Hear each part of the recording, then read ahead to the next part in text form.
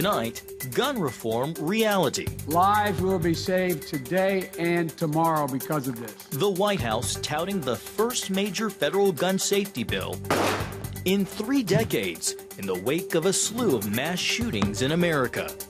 This as churches come under fire.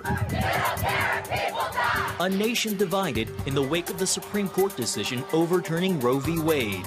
Plus, Iran at the forefront as the president readies for his Mideast trip, starting with Israel. It's about calming us down on the Iran issue. All this and more tonight on Faith Nation.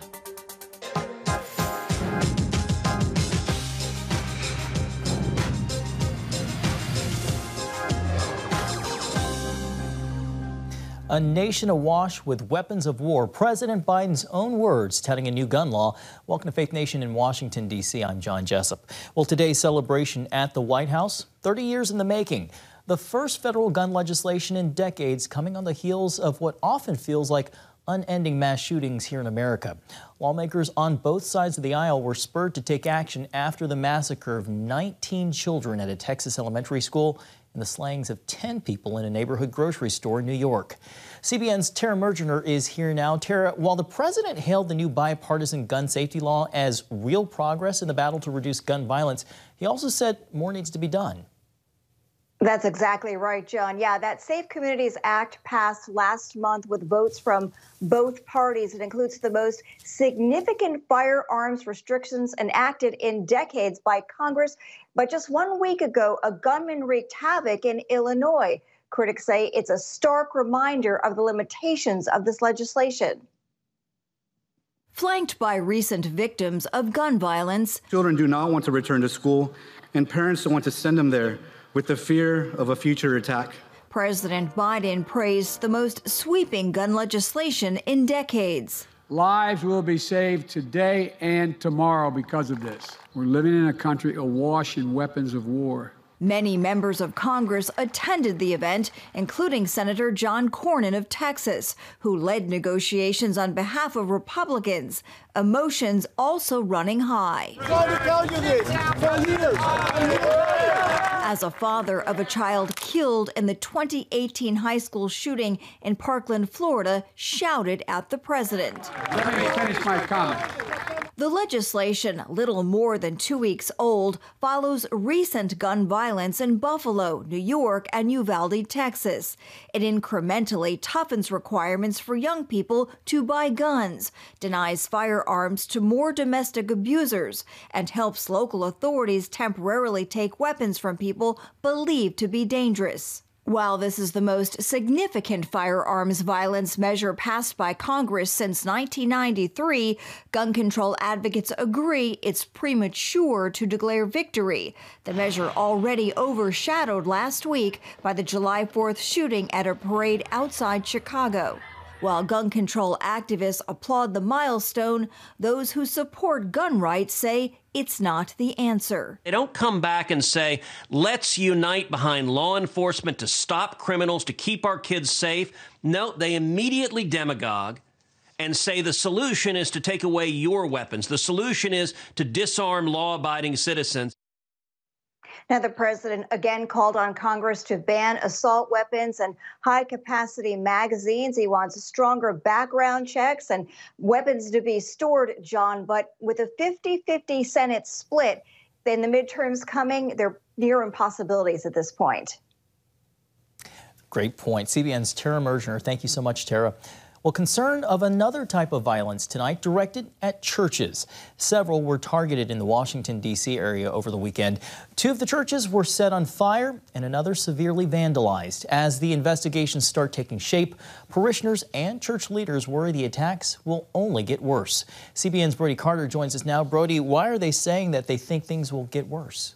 Well, John, while these attacks and others follow the Supreme Court's decision to overturn Roe v. Wade, authorities think all 3 crimes are connected, but they're unwilling to draw any conclusions. Faith leaders, though, say they're very disturbed, and they worry expressions of hate could linger alongside the national abortion debate. What do we want? Abortion rights! Over the weekend, peaceful protesters rallied in cities nationwide for abortion rights, including the nation's capital. Now there are questions whether some may have chosen violence to voice their opposition. There was some small attempt to burn some of the pews.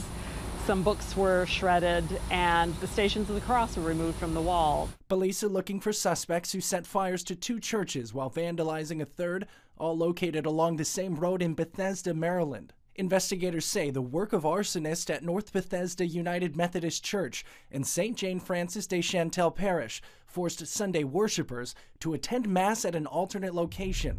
Reverend Samuel Geis with St. Jane Francis drew a direct correlation to what caused the situation. I believe that this is because of the church's stand on the issue of life when it begins, and that it should be protected, and that this is one of the manifestations of the deep divisions right now within our country.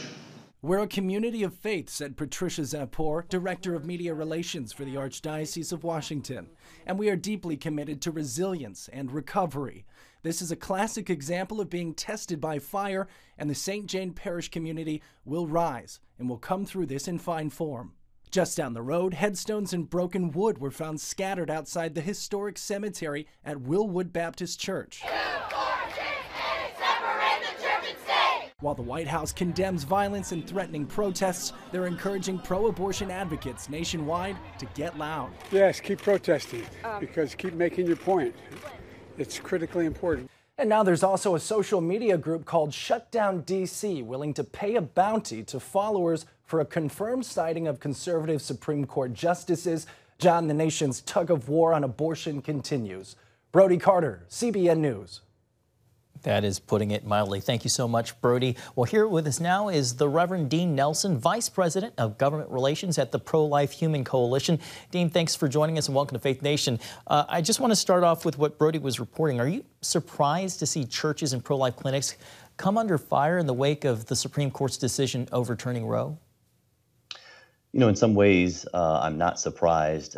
This type of violence, whether it is towards pro-life peaceful pregnancy centers, churches, or even high-ranking officials, is deplorable.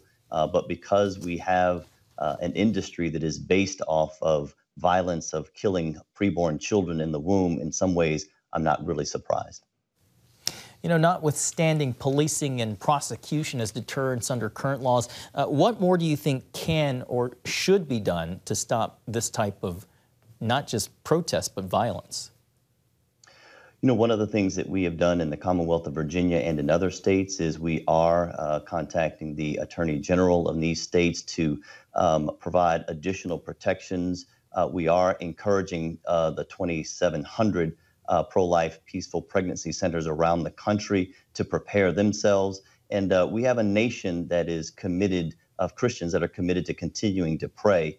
It's sad that we see this, but we won't be deterred. We have been praying for almost 50 years for the ending of Roe versus Wade, and we will continue in our pregnancy centers around the country, particularly at Human Coalition, to serve women and to continue our best to rescue preborn children. You talked about preparing these pro-life pregnancy clinics. What kind of advice, what kind of things are you telling them to be prepared and be on guard in case any targeting happens towards them?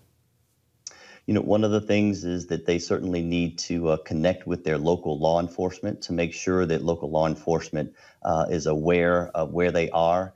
We're encouraging them to set up cameras if they do not have cameras, to increase the number of staff that they have, and if necessary, to even pay for private security.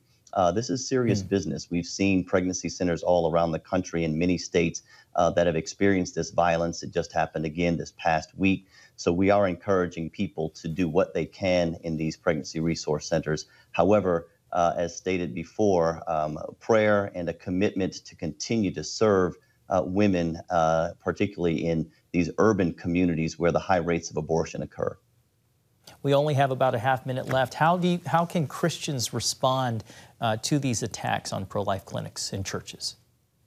I would encourage all churches, number one, to increase their giving to these pro-life pregnancy centers, because as they are attacked, there are more expenses that they have to incur. I would encourage them to continue to participate with their volunteer time to these centers, and to continue by all means to pray. We believe that the end of Roe versus Wade has come about because of activism and prayer, and we believe that prayer is our first priority. And so we are encouraging all around the country to do that.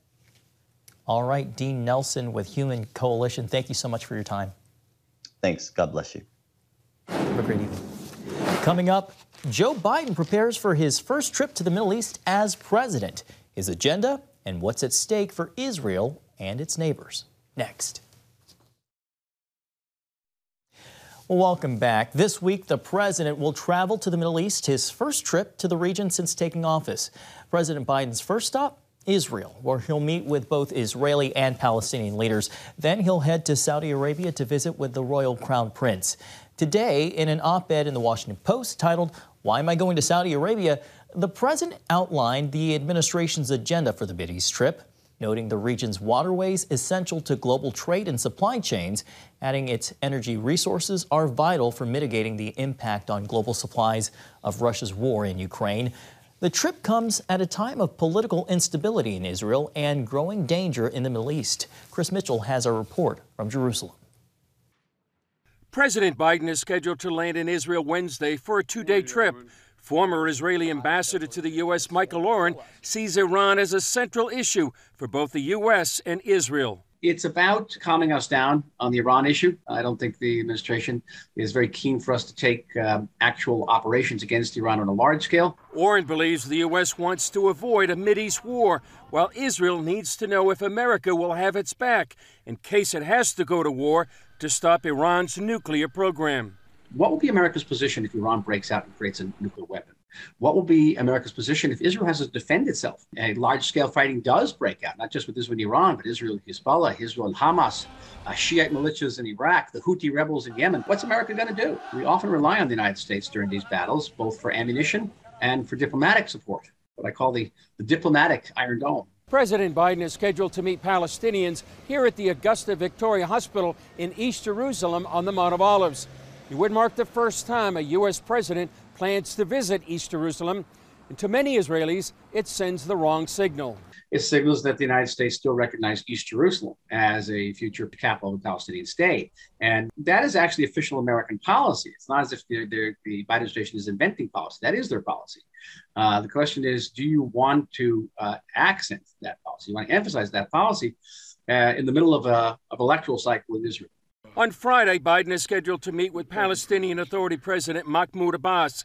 Some Palestinians say the meeting will serve both leaders' political needs. This visit for President Abbas will be a huge photo op to show the world, especially the Arab world and Palestinian street, that yes, here I am, I'm still alive and kicking. For Biden to show the midterm November electorals that yes, we take care of the world and we have issues to deal with and we are busy.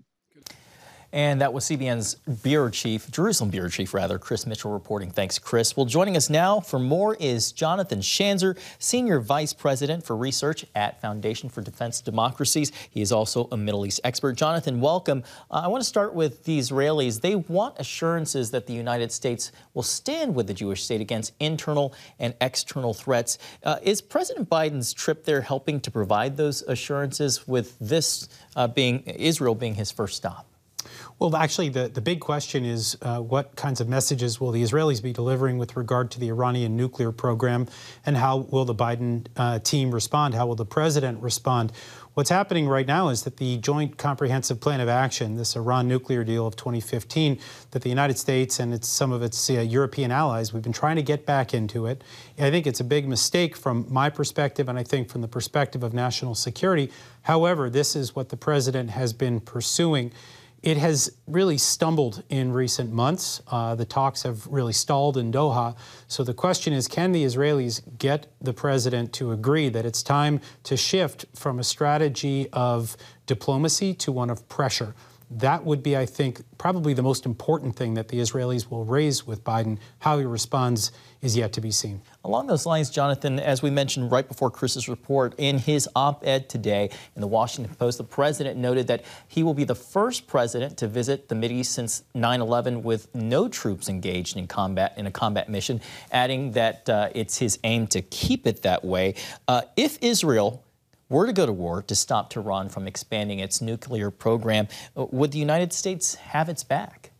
Look, I think the United States will have Israel's back. I think that has been the consistent policy from one president to the other, dating back to the 1940s, for that matter. The question really is whether the United States would be asked to get involved in a conflict where Israel was fighting Iran. The Israelis have made it clear for decades now that they don't want American troops on the ground.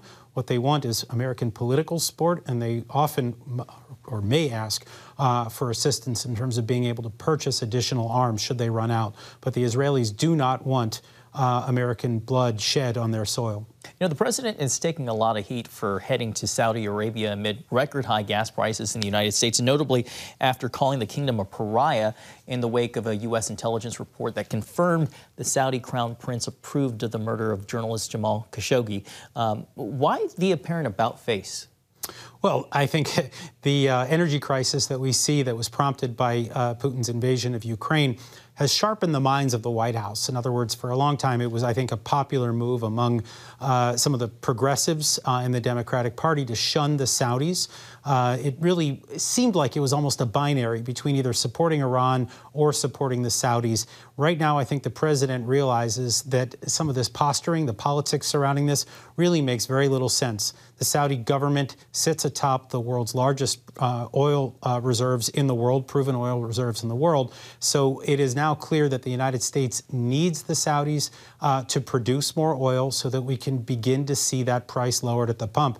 It's pretty simple economics here. I think Biden understands it. It just doesn't look good to some of his progressive colleagues in Congress. All right, Jonathan Schanzer with the Foundation for Defense of Democracies. We so appreciate your time and insights. Thanks for being with us tonight. Pleasure. While Russia's war in Ukraine drags on, a sign of defiance and hope, the rebuilding effort in some parts of the country already underway. We'll show you next.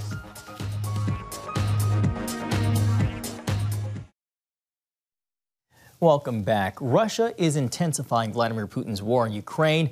Dozens of casualties today after a major Russian bombardment of Ukraine's second largest city, Kharkiv. While the fighting rages in eastern Ukraine, other parts of the country are beginning to pick up the pieces. An effort leaders say will cost billions of dollars to rebuild what the Russians have destroyed so far. Though the war is far from over, some areas are buzzing with the sounds of construction as families return to clean up and revive their war-torn cities. CBN's George Thomas brings us the story from Kyiv. As Russia steps up its offensive in the east, Ukraine's government is moving forward with plans to rebuild battle-damaged areas it still holds. All of them suffered large-scale destructions, and this also means the need for colossal funds for the restoration of infrastructure, for the return of medicine and social services, and for the restoration of normal economic life. From hospitals to schools to apartment buildings to churches to shopping malls, the government in Kyiv estimates it will need at least $750 billion to rebuild what the Russians have destroyed. So we understand that it's huge money, but we understand that some of them will be compensated from confiscated Russian assets. These cities on the outskirts of Kyiv, once under Russian occupation, are today slowly coming back to life. This is the city of Borodyanka, which is basically probably about 20 minutes north of Bucha. And we've been hearing a lot, obviously, about Bucha. What's really cool is, look at this. I mean, just a few days after the Russians were, well, chased out of this part of the city, north of Kyiv, the cleanup has begun. They want to try to get life back to normal as best as possible. While some swept, others like Oleg Krupnitsky used bigger tools like this John Deere excavator to move debris. People have to start rebuilding at some point. They need to live somewhere. They are left without homes, without apartments, so people are working. People are trying to live. In nearby Irpin, Ludmila Veronina is overcome with grief, but knows she has to start somewhere. This house is already 70 years old. We can't leave it without repairing it. About 3 hours north, volunteers from across Ukraine have come to Yahini to help the village get back on its feet. Most of the 400 residents here spent a month in the school's basement during the initial Russian attack. Now, volunteers like Kyiv resident Denis Oravchenko are helping villagers rebuild as quickly as possible. People have grief, and while our soldiers in the east are protecting us, we work here. As war enters its 5th month, residents from Yahini to Irpin to Bucha are not sitting around waiting for fighting to stop. Ukraine's president says the monumental effort to rebuild his nation is underway, but will take time and a huge commitment from the international community. It is not only about what we should do after our victory or in the following years, but also what we need to do right now. And even though fighting still rages in the east, the sounds of construction elsewhere serve as a sign of defiance and hope. George Thomas, CBN News, Kyiv, Ukraine. Some glimmers of hope. Thanks, George. Coming up, flipping roles. A friendly neighborhood mailman gets a surprise delivery from the folks on his mail route. We explain next on Faith Nation.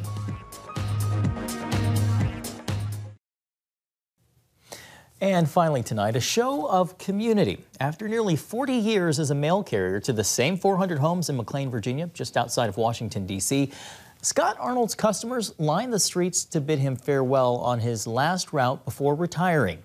They posted thank you notes and signs on their mailboxes to show their appreciation for his faithful service.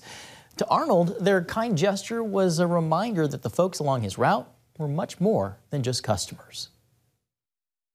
You're all family to me, and you'll always be in my heart. I will never forget this day, never. Arnold says the waves and the smiles kept him going all these years, adding that he never failed to return the favor. Congratulations to Scott Arnold and that community showing love. That's going to do it for tonight's edition of Faith Nation. We so appreciate you joining us and hope to see you right back here tomorrow.